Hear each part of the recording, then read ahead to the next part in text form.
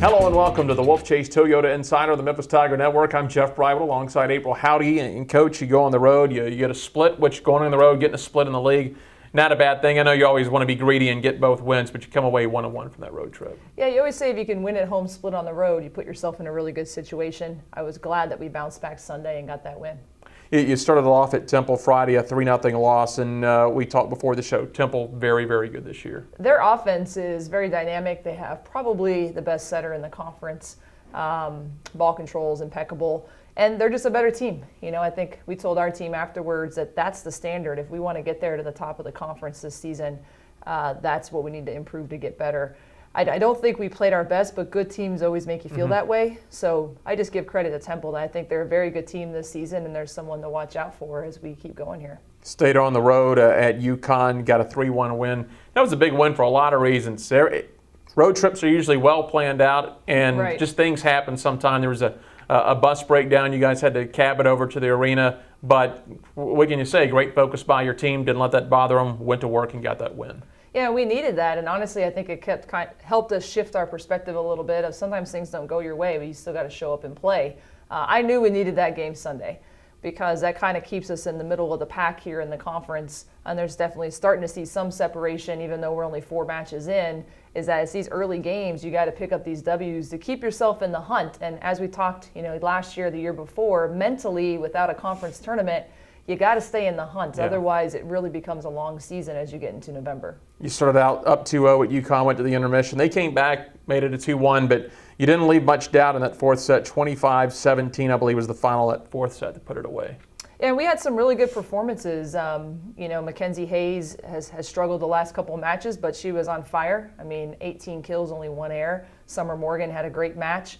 And, offensively in other positions, it wasn't as strong, but those players played, like Alucci and Kat and Mickey came in, played great defense and passed well. I think I know where our team is at. I think we're in the position that I thought we would be in. If we show up every day, I think we can continue to do some damage. Of course, a long way to go in the league, but early on, you're 2-1 on the road in the league, and to have a winning record on the road in the league, pretty big early on. Yeah, and last year we were in the same position. So I think as a staff, when we sit down and say, what are we doing wrong at home? We got to fix it because maybe it's our focus isn't the same. Maybe our preparation isn't the same because we need to defend our home court. It's 7 out of our first 10 conference matches on the road in the first round.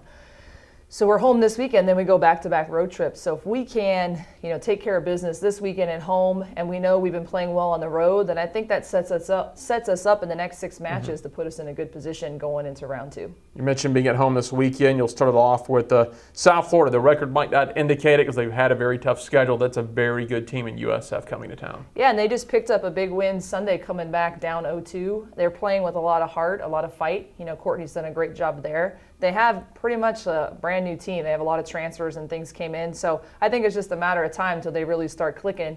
We just hope that it doesn't happen by Friday. So Then Sunday, UCF. And, of course, we remember some big matches with UCF last year. Of course, they came to town last year and it was 1 versus 2. And that was a great match to watch. They've had a few injuries, but that's still a very dangerous team. They are, and they're just very athletic. They're big. They're physical.